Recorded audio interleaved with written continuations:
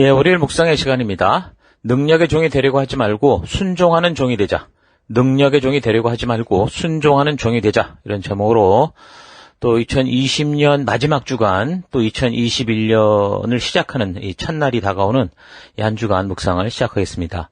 자, 지난 주간 사도행전 2장을 통해서 성령 하나님께서 강림하여 그 믿고 순종하며 기다리는 백성들을 통해서 저들과 동행하기 시작하는 그런 삶을 살폈었는데요.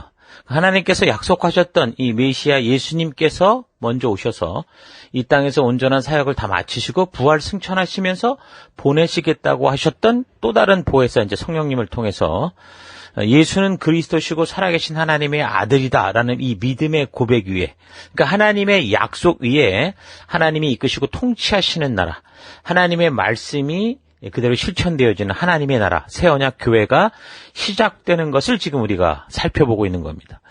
오늘 우리가 살아가는 이 시대를 성령의 시대라고 말을 하고 곳곳에서 성령 사역을 해야 된다 그렇게 얘기를 하는데, 근데 이제 성령에 대한 잘못된 오해들이 많아서 오히려 성도들을 더 혼란하게 하는 그런 모습들을 많이 볼 수 있습니다. 그래서 마치 성령을 체험하는 것이 마치 무슨 신앙의 어떤 계급이나 실력을 나타내는 것 같은 오해를 불러일으켜서, 그래서 아예 그냥 성령께서 진짜 하시는 사역, 우리를 부르신 사역조차 부인한 그런 일들도 생기고, 또 어떤 사람들은 성령이 그렇게 일하시는 게 아닌데도 불구하고 그것이 마치 성령의 사역인 것처럼 자기의 어떤 이 종교적인 어떤 심취함에 빠져서 교회를 혼란하게 하는 그런 행동하는 경우도 많이 있습니다. 그래서 우리는 신약의 이 교회를 살필 때, 이 사도행전을 살필 때 교회를 이끄시고 성도로 하여금 진리 가운데로 인도하시는 성령 하나님의 이 역사를 그저 그냥 나타나는 이 사건의 현상이 아니라 하나님께서 우리에게 왜 이런 것들을 통해 뭘 말씀하시고자 하는 그 의도, 그 진심, 그 본질을 파악할 수 있도록 하기 위한 것에 초점을 맞추고 우리가 묵상하고 살펴가야 됩니다. 자, 그러기 위해서 우리가 온전한 이 안경을 써야 된다고 그랬습니다. 성경을 바라보는. 일단 성령 하나님은 완전하신 하나님으로 제3위의 하나님이시고 삼위일체 하나님 중에 한 분이시고 인격적으로 사역하시지 사람들을 향해 어떤 일들을 행하셔 가실 때 어떤 물건이나 특별한 힘으로 판단하고 자기의 무슨 어떤 마음대로 사용할 도구로 이렇게 움직이는 그런 존재다라고 생각해서 안 되는 거죠. 그래야 진리의 성령 하나님을 만날 때 나타나는 그런 현상으로 치우치지 않고 그런 현상을 통해서 하나님이 말씀하시고자 하는 온전한 의도, 하나님의 진실한 뜻을 바르게 파악해 갈 수 있는 겁니다. 자, 그리고 성령 강림의 의미에 있어서 이미 하나님께서 그 백성들에게 이전부터 지키라고 하셨던 그 오순절, 이 오순절 절기의 이 구약적 의미와의 그 연결, 그 의도를 잘 생각해 볼 때 그 초대교회에서 나타나는 이 많은 일들은 하나님 말씀의 가치대로 진정으로 순종하는 사회의 현상이라는 거죠. 가난한 자와 고아와 과부를 외면하지 않고 책임지며 서로가 함께 하나님의 뜻대로 사는 하나님의 나라. 그러니까 각 인권, 한 사람의 인권이 존중되고 또 하나님이 이 땅에서 축복과 생명의 길로 주셨던 그 공평한 사회, 정의가 실천되는, 그러니까 하나님의 법도대로 순종하며 살아가는 하나님의 법치 국가의 모습이 실천되는 것이다 라는 것을 우리가 알 수 있어야 됩니다. 성령 강림의 의미가 오순절을 주신 그 의도를 생각해 볼 때, 우리가 또 맥추절이라고 했다고 그랬죠. 잘 생각해 볼 때 그런 의미로 우리가 온전히 깨달아야 되는 거죠. 그러니까 시내산에서 하나님이 그 언약 백성들에게 세워주신 하나님 나라는 하나님의 법도와 규례와 명령, 그 주신 계명, 하나님이 이미 그 백성들에게 주신 그 계명, 그 법도대로, 그 하나님의 법치대로 실현되는 나라입니다. 법치 국가가 뭡니까? 사전적 의미로 보면 국민의 의사에 따라 만든 법률에 의해 다스려지는 나라. 그러니까 일반적으로 국민의 기본적 인권이 보장되는 것을 원칙으로 해서 권력이 분립되고 자유주의적인 원리를 따르는 그런 나라가 법치 국가다 그렇게 말하거든요. 근데 하나님이 출애굽한 백성들에게 제시한 이 하나님 나라의 그 원칙이 바로 이 법치 국가의 개념입니다. 그러니까 창조주 하나님이시기에 주실 수 있는 그 인간을 복주고 행복하게 하는 그 하나님의 법도, 그 법치, 하나님의 법도에 의해서 다스려지는 나라죠. 그래서 이 나라에서는 어떤 식의 정치 제도가 선다고 해도 그러니까 왕이 뭐 무슨 다스리는 나라다 뭐 누가 뭐 대통령이다 이렇게 한다고 해도 그 왕 자체가 대통령 자체가 어떻게 하는 거예요? 하나님의 법도가 삶의 기준이 되고 이 나라 이 세계의 존재의 이유가 되기 때문에 그 법도를 따르고 지키는 또 하나님의 한 국민으로서 인간의 욕심과 자신들의 생각을 따라 뭐 마음대로 행하는 그런 나라가 되는 게 아니라 하나님의 나라 국민으로서 오직 하나님의 뜻이 이끌어가는 진정으로 한 생명의 인권을 보장하고 그래서 정말 또한 다양한 모두가 함께 모여 살지만 그럼에도 불구하고 우리가 공평과 정의가 실천되는 그런 나라를 세워가게 되는 거죠. 그래서 하나님이 처음 출애굽한 백성들을 그 가나안 땅에 보낼 때 왕이나 무슨 대통령을 세운 게 아니라 그 법도를 주신 이유를 우리가 잘 이해해야 됩니다. 바로 그런 나라의 성취가 그런 하나님 나라, 이 법치, 하나님의 뜻이 이루어져 가는 그런 이 나라의 성취가 바로 진리의 성령 하나님께서 오심으로 말미암아 성취되는 나라가 되는 거죠. 어떻게 해요?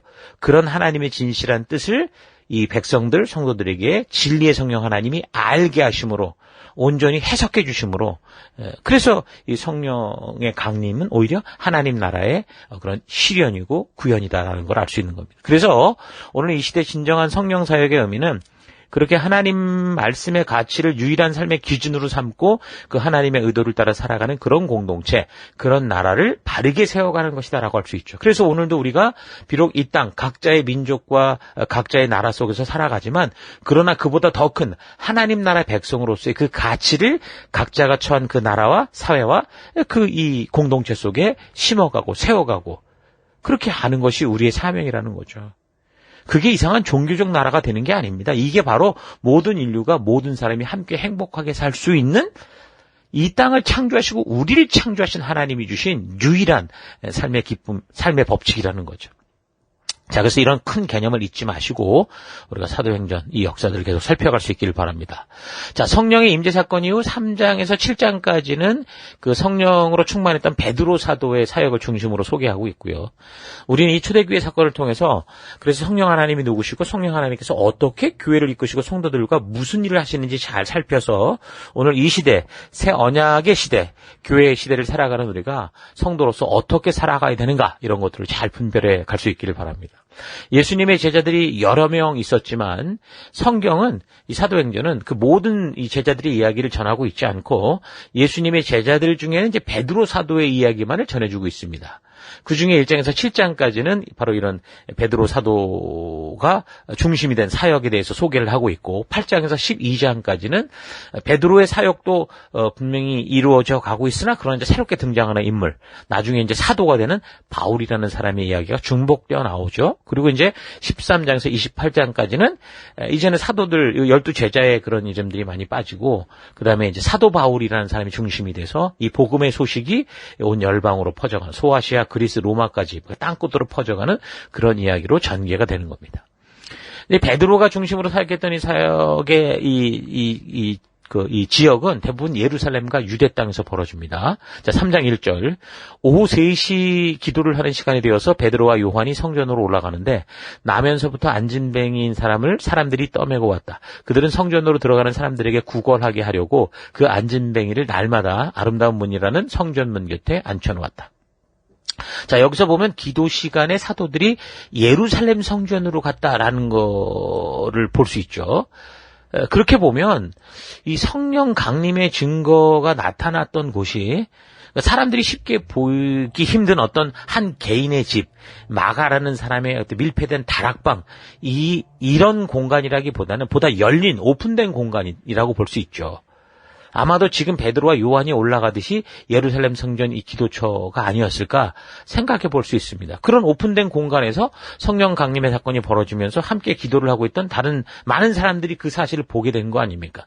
그래서 그것을 보고 거기서 이제 전도하게 되는 그런 것이 아니었을까 생각해 볼 수도 있습니다. 자, 아무튼 베드로와 요한이 오후 3시 기도 시간이 돼서 성전에 기도하러 올라갔다고 됐는데 다니엘서 6장 11절이나 9장 21절에 의하면 경건한 유대인들은 하루에 이제 제3시, 6시 그리고 이제 본문에 나타나는 9시를 정해놓고 3번 기도를 하는 걸 볼 수 있습니다. 그러니까 이거는 구속력 있는 어떤 율법의 규례, 명령이 아니라 그냥 종교적 관습이었습니다. 경건하게 살고자 하는 훈련이었죠. 자, 그렇게 오후 3시 기도 시간이 되어서 이제 성전으로 들어가는 이 아름다운 문, 미문이라는 이 문으로 들어가게 되는데, 이 미문은 예루살렘 성경 구조를 통해서 보면 이방인의 뜰에서 이제 여인의 뜰로 들어가는 그런 문을 말합니다. 이제 거기에 이제 항상 나면서부터 안진뱅이였던 40세 정도 된 사람이 구걸을 하는 것을 보고 우리를 보라 그렇게 말하면서 은과 금은 내게 없지만 내가 내게 있는 것 이것으로 너에게 주노니 나사렛 예수 그리스도 이름으로 일어나 걸어라 라고 하면서 말만 한 게 아니라 그 사람의 오른손을 잡아서 확 이렇게 세웠습니다. 그러니까 이 사람이 그냥 그 바람에 막 일어나서 걷기도 하고 뛰게 되면서 이제 하나님을 찬양하고 그래서 이렇게 자기들을 고쳐준 이 사도들과 함께 막 이제 동행하는 그런 사건이 벌어졌죠. 그래서 사람들이 이 나면서부터 안진뱅이였던 사람이 우리도 자주 보고 있었는데 어느 날 갑자기 이렇게 걸어다니고 막 하나님을 찬양하는 걸 보고 그러면서 아주 큰 소동이 벌어지게 된 겁니다. 자, 그런데 이렇게 안진뱅이였던 사람이 일어나는 일도 정말 대단한 거지만 그런 일을 가능케 한 게 예수님이 아니라 지금의 사도시대였죠. 바로 베드로와 요한이라는 예수님의 제자들이었다라는 겁니다. 이 제자들은 어떤 존재였습니까? 예수님의 기적적인 부활 그때만 해도 어쩌면 실패한 자들 같아 보였습니다. 베드로는 예수님이 잡히신 장소에서 예수님을 3번이나 부인하던 자였고 제자들은 다 도망쳤던 사람들이었죠. 그리고 죽음에서 부활하신 예수님을 2번이나 만나고도 고향으로 돌아가서 이제 원래 직업이었던 어부의 일을 하려고 했던 그런 사람들이었습니다. 자, 그런데 지금 여기 3장은 완전히 달라진 제자들을 볼 수 있죠. 그러니까 죽은 사람이 부활하는 기적을 보고도 감동은 하고 감격은 해도 안 바뀌던 이런 사람들이 어떻게 그럼 이렇게 된 것일까? 자, 이런 일에 대해서 우리는 보편적으로 이런 성령 강림 사건을 통해서 제자들이 뭔가 성령의 어떤 성령 하나님의 강력한 힘의 어떤 뭘 받았다라고 이렇게 보는데 제자들이 이전에 어떤 무슨 신비한 능력을 베푸는 은사를 받았기 때문에 이런 일이 벌어진 것은 아닙니다. 그러니까 예수님의 공생애와 부활 후까지 생명을 낳는 생명을 세워가시는 예수님의 이 사역을 잘 살펴보면 제자들이 지금 이렇게 변화된 이 진정한 변화는 분명히 열매거든요. 어떤 열매입니까? 공생애로부터 예수님께서 끊임없이 하나님의 말씀으로 하나님의 진심을 알리셨고 또 부활하신 후에도 이 제자들을 찾아 만나주시면서 성경과 역사를 통해 이 사건들의 전말을 증거하실 때 그때 이제 이 제자들이 진정으로 하나님의 그 의도, 하나님의 뜻을 나는 거듭남이 있었기 때문이라는 거죠. 그 대표적인 예로 예수님께서 십자가에 죽으시고 부활하신 후에 이 몇몇 제자들이 그런 사실을 모르고 두려움에 빠져서 각자의 삶의 도로 흩어져 갈 때 그 엠마오로 가던 2 제자들을 만나서 예수님께서 성경을 풀어주시잖아요. 그래서 메시아의 십자가 사건과 부활에 대해 성경과 역사를 통해 쫙 그 하나님의 뜻이 성취되는 것을 알게 하셨을 때 제자들의 마음이 막 타오르는 그런 변화, 뜨거워지지 않더냐 이런 변화를 경험했었죠. 그리고 부활하신 예수님을 2번이나 보고도 이 갈릴리 바닷가로 되돌아가서 고기를 잡던 제자들에게도 나타나셔서 이제 너희가 하나님이 사랑하셔서 구원코자 하는 그 영혼들을 감당해달라. 내 양을 먹이라. 이런 사명으로 부르실 때 제자들은 자신들을 예수님처럼 능력을 베푸는 존재로 우리를 부르시는 게 아니라 하나님의 진실한 사랑을 전하고 외치며 그냥 그 하나님의 말씀대로 순종하며 살아가는 그 하나님 나라 백성 되기를 원하시는 이런 진정한 하나님의 뜻을 알게 됐고 다시 말해서 진정으로 거듭나는 일이 생기면서 자신들의 소명, 자신들의 이 부름받은 그 이유를 온전하게 알게 된 겁니다. 그러니까 고기 잡던 그 제자들에게 예수님이 나타나셔서 생선과 빵을 준비하고 먹이실 때 알고 있었잖아요. 이들이 예수님이다라는 걸 벌써. 그러면서 뭐라고 말씀하셨습니까? 내 양을 먹이라. 그렇게 하실 때 이들은 예수님께서 자기들에게 뭘 원하는지, 그러니까 하나님께서 자신들이 왜 이렇게 예수를 만나고 이런 체험과 경험을 하게 하셨는지 이제 그 뜻을 온전하게 깨닫게 되었다는 거죠. 그러니까 능력의 종이 아니라 하나님이 찾으시는 건 능력의 종이 아니라 하나님과 언약하고 약속했던 백성들이 순종하는 삶을 살아가는 그런 종, 그런 순종의 종, 순종의 삶을 살아가는 하나님 나라 백성을 부르신다라는 것을 알게 된 겁니다. 그래서 갈릴리에서 예수님을 만난 그 이후 제자들의 행보를 보면 어떻습니까? 온전히 순종하는 행보였습니다.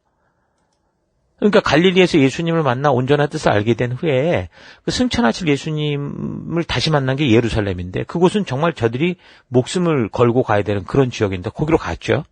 그리고 예수님이 인도하시는 대로 함께 따라 순종하며 그 베다니 근처에 갔다가 승천하신 예수님을 보았지 않습니까? 그리고 그 예수님이 명하신 대로 성령을 기다리는 말씀대로 순종하는 삶. 그러니까 갈릴리 바다 그 승천 이후 예수님이 만나주신 부활 이후 예수님이 만나주신 제자들의 그 이후 행보를 보면 정말 이제는 말씀대로 그대로 순종해가는 이미 변화된 삶을 볼 수 있습니다. 그러니까 진정한 제자들의 이 변화는 예수님께서 부활하신 후에도 이 사람들을 찾아와서 성경과 역사로 하나님의 진정한 뜻이 무엇인지를 알게 하시면서 저들을 능력의 종으로 부른 게 아니라 순종하는 하나님의 거룩한 나라 백성으로 부르시는 이 하나님의 진심을 알게 했기 때문이다라는 것을 우리가 이것을 통해 볼 수 있어야 됩니다. 그러니까 제자들이 예수님께서 명하신 대로 순종하는 삶을 살아가기에 있어서 늘 두려워했던 게 있었던 것 같죠. 뭡니까? 예수님과 같은 그런 놀라운 표적과 기적을 통해서 예수님이 보이시던 그런 능력을 보여야 된다라는 그런 부담감. 그런 것이었을 거라고 봅니다. 우리도 지금 사역의 현장에서 문제가 있는 사람, 병든 자들을 위해서 기도와 고쳐 할 때 우리의 기도와 간구가 그 자리에서 능력으로 나타나지 않고 이루어지지 않을 것 같아서 이미 믿음으로 했는데 그렇지 않는 경우를 경험함으로 말미암아 얼마나 많이 머뭇거리게 됩니까? 바로 이런 게 제자들의 마음이었다라는 거죠. 그래서 제자들이 예수님이 보내심을 따라 처음에 이 사역 중에 공생의 사역 중에 제자로 막 둘씩 짝지어 보내실 때 그들이 말씀대로 순종하며 나갔을 때 어땠습니까? 정말 예수님이 말씀하신 대로 귀신이 쫓겨나가고 병든 자가 일어나는 그런 놀라운 일들을 경험을 했었잖아요. 그래서 이 제자들도 자신들이 이제 이런 걸 할 수 있을 거라고 생각을 하고 자신들이 직접 스스로 해보려고 귀신을 쫓아내는 기도도 하고 애를 썼는데도 한번 아주 낭패를 본 적이 있었죠. 마태복음 17장에 보면. 그러니까 도저히 이건 예수님이 주시는 그 명령대로 살아가기에는 우리는 예수님이 아니다. 우리는 능력을 베푸지 못한다. 자신들은 너무나 부족하다, 불가능하다 이런 두려운 마음들로 가득 찼더라는 거죠. 그러니까 제자들 생각 속에는 순종보다 중요한 것이 능력을 나타내는 것이다 라는 뭔가 자신도 모르는 이 오해가 선입견이 깊이 들어가 버리는 겁니다. 예수를 믿고 살아가는 게 하나님 말씀대로 순종하며 살아가는 삶이라는 이 진리보다 뭔가 신비한 능력을 가지고 마술 같은 일들을 벌어지게 하는 거라고 착각을 하고 있다는 거죠. 이런 생각은요, 단지 이 제자들이 지금 여기서 나오는 이 사도행전, 예수님의 행적 속에 나타나는 제자들만이 아니라 계속 오고 오는 세대 속의 성도들도 늘 이런 식으로 잘못 생각하는 것들이 많이 있습니다. 그러니까 제자와 성도는 능력의 종으로 부름받은 게 아니라 하나님 말씀 그대로 그 말씀의 가치를 따라 순종하며 살아가는 그 자리로 부름을 받았는데 그 순종의 자리에서 나타나는 일들을 보고 착각을 한 거죠. 특별히 예수님께서 하나님의 아들로 이 땅에 오셔서 하나님의 아들이심을 증거하고 하나님의 이 말씀의 성취를 증거하기에 보여주셨던 표적과 기적 같은 것들. 이런 것들은 특별한 하나님의 사역, 예수님의 특별한 사역이라고 볼 수 있는데 그게 마치 그냥 아무나 막 그냥 그렇게 하는 거라고 그렇게 우리도 모르게 이제 오해를 하고 그러니까 말씀대로 순종하는 삶보다 뭔가 능력을 베푸는 삶이 능력 있는 삶이다. 이런 식으로 착각을 하고 있어서 그래서 참 이 제자들도 예수님의 부르심과 하나님이 말씀하신 건 알겠는데 순종치 못하는 그런 길에 있었던 거라는 것을 우리가 알 수 있는 거죠. 여러분 잊지 마십시오. 제자와 성도는 여러분과 저는 능력의 종으로 부름받은 게 아니라 하나님의 말씀 그대로 그 말씀의 가치를 따라 어떤 상황과 환경 속에도 순종하며 살아가는 삶으로 부름을 받았다. 그게 바로 우리의 부르심이다라는 이 사실을 잊지 마시기 바랍니다. 그러니까 제자들이 변화된 가장 중요한 계기는 뭐라는 겁니까? 베드로를 비롯한 모든 제자들이 이전에는 예수님처럼 자신들도 뭔가 능력을 발휘해야 된다고 생각을 했었는데 이제 그게 아니라 순종이 능력이구나라는 걸 알게 된 것 때문이죠. 사실 예수님도 보면 하나님의 말씀 그대로 순종하였기 때문에 그런 표적과 기적들을 베푸시고 그런 일들을 행하셨던 겁니다. 그런데 그런 예수님의 순종하는 삶, 순종하는 태도를 보지 못하고 예수님의 순종을 통해 나타나는 기적과 표적을 흉내내려고 하다가 보니까 자기들이 아무것도 할 수 없는 너무도 무기력하고 무능력한 존재라는 거를 사실은 제대로 깨달은 건데 그것 때문에 아주 절망하고 아주 불안에 떠는 그런 존재가 됐던 거죠. 그러나 나의 그런 능력과 힘이 아니라 다만 예수님께서 나를 통해 일하시게 하는 통로로서 외치는 자가 될 때 예수님의 말씀, 성경의 말씀을 믿음으로 살아갈 때, 순종할 때 그 결과가 어찌 됐든 간에 우리 주님이 무언가를 하신다라는 것을 믿게 될 때, 그러니까 우리의 역할이 능력을 만들어내는 게 아니라 순종이라는 것을 깨닫게 될 때 이 제자들이 완전하게 변화될 수 있었던 겁니다. 그러니까 뭐라는 거예요? 믿음의 결과는 하나님께서 만드신다라는 거죠. 근데 베드로를 비롯한 예수님 부활 이전의 대부분 제자들이나 또 오늘날 많은 사역자들도 그런 우리가 할 수 없고 하나님만이 하실 수 있는, 하나님이 하셔야 하는 그런 것들을 내가 해야 되겠다는 그런 일에 능력의 종이 되게 해 주십시오. 이런 식으로 이런 잘못된 것에 집착을 해서 내가 기대하고 모두가 기대하는 대로 놀라운 능력이 나타나야 한다는 그런 결과, 이게 유무를 하나님이 하실 일을 막 내가 해야 된다라는 그런 어떤 강박관념과 이상한 착각 속에 빠져서 순종조차 하지 않는 것을 볼 수 있죠. 지금 안진뱅이를 일으키는 베드로와 제자들의 이 변화는요, 이제 그런 결과, 그런 현상, 순종 이후의 현상은 우리 주의 성령께서 주도적으로 하실 일이다라는 것을 믿게 됐고, 그래서 우리가 순종 후에 나타나는 결과의 유무, 그거를 두려워하지 않고 말씀대로 용기 있게 순종하는 부름받은 자리까지 나아가는 믿음으로 믿음을 가지고 행하는 그 자리까지 나아가는 그런 변화가 바로 제자들의 변화였다라는 겁니다. 다만 예수님께서 제자들에게 성령이 임하시기까지 기다리라고 하셔서 제자들로 하여금 성령 하나님이 오심을 직접 경험케 해서 부활하신 예수님께서 약속하셨고 명령하신 그 말씀대로 성취돼 가는 것, 지금 예수님이 우리 눈앞에 보이지는 않으나 그 말씀이 살아있는 그런 거잖아요. 모세가 죽었으나 모세를 통해 주었던 하나님의 말씀이 그 하나님의 나라를 이끌어갈 수 있게 했던 것처럼 예수님이 이 땅에 오셔서 이런 약속하신 것들이 지금 승천하시고 보이지는 않으나 예수님의 말씀과 그 명령과 약속이 계속 말씀대로 실천되어 가는, 이거를 확신하게 함으로 해서 믿음으로 하나님의 말씀을 그대로 순종하며 살아가는 그 삶을 두려워하지 않고 각자가 처한 삶의 현장 곳곳에서 담대히 복음의 증인이 되게 하신 것. 그게 바로 성령의 권능을 받는 겁니다. 자, 정리를 하면 제자들이 분명하게 담대해진 모습을 보인 때는 성령 강림의 사건으로부터가 맞지만, 그러나 부활하신 예수님께서 저들을 성경을 통해, 역사를 통해 능력을 베푸는 존재가 아니라 말씀대로 순종하는 그런 성도가 너희다라는 것을 알게 하실 때부터라는 이 사실을 우리가 분명히 기억해야 됩니다. 자, 그런데 많은 사람들이 착각을 해서 성령 하나님을 뭔가 완고한 마음을 억지로 새롭게 막 신비한 힘으로 막 변화시키고 막 그런 우리의 능력을 가지고 막 딱딱했던 사람의 마음을 막 신비하게 바꾸고 이런 식으로 생각을 해서 성령 하나님을 인격적으로 환영하고 동행하는 그런 사역이 아니라 자신이 자기의 믿음대로 그렇게 걸으려는 그런 마술적인 어떤 신비한 힘, 능력을 보여주는 현상으로 자꾸 만나려는 이런 것들이 지금 참 문제라는 겁니다. 그렇지 않습니다. 뒤에 나오는 베드로의 설교 내용을 살펴보면 베드로가 이렇게 놀라운 전도인이 된 것은 자신들이 하는 이런 일이 자신의 능력과 힘으로 하는 게 아니라 하나님께서 믿고 순종하들을 통해 하신다라는 것을 확신하고 있습니다. 3장 12절 베드로가 이것을 보고 백성에게 말하되 이스라엘 사람들아 이 일을 왜 놀랍게 여기느냐, 우리 개인의 권능과 능력으로 이 사람을 걷게 한 것처럼 왜 우리를 주목하느냐. 분명히 그 주체가 어디라는 거, 이 결과가 어디서 나왔다라는 것을 확실하게 알고 있죠. 13절 아브라함과 이삭과 야곱의 하나님 곧 우리 조상의 하나님이 그의 종 예수를, 주어가 누굽니까? 하나님입니다. 그러니까 이전에는 자기가 예수님처럼 행동해야 되고 예수님이 하시는 결과를 만들어내는 그런 능력 있는 자가 되어야 되는 줄 알고 그렇게 행하려다가 안 되니까 절망하고 고향으로 되돌아갔는데, 부활하신 예수님께서 성경을 풀어서 하나님이 약속하신 일이 벌어지고 있는 것을 알게 하시고 순종이 능력이라는 사실을 알게 하셔서 비록 예수님께서 육신의 몸으로 제자들과 함께 하시지 않으시지만 그 약속, 그 말씀이 오히려 언제 어디서나 세상 끝날까지 함께 하실 수 있는 보혜사 성령으로 말미암아, 그래서 그렇게 말씀으로 비록 내 능력이 아니라 하나님의 법도와 규례와 명령에 같이 그대로 순종하는 믿음을 통해, 믿음으로 행동하는 통해 하나님이 행하신다라는 것을 알게 된 거죠. 그래서 베드로와 제자들은 다만 바른 순종을 위해서 하나님께서 역사를 통해 보여주시고 약속하시고 예언하셨던 그 언약의 말씀이 과연 그런 것인가? 바르게 성경과 역사를 통해 알고 말씀으로 준비함으로 성령께서 언제라도 자신들의 순종을 통해 당신의 일을 하실 것을 예비하고 준비하게. 그게 성령을 기다리는 사건이었던 겁니다. 그래서 성령을 기다리는 일주일간에도 뭘 했습니까?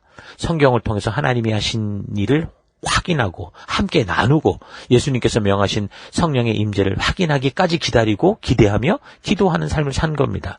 그래서 성령이 임재하신 오순절에 모두가 처음 겪는 현상이었지만 베드로는 이것이 예수님의 약속하셨던 그 성령이다라는 걸 알았고 그래서 성령께서 자기들 등에 충분히 역사하시도록 어떻게 한 겁니까?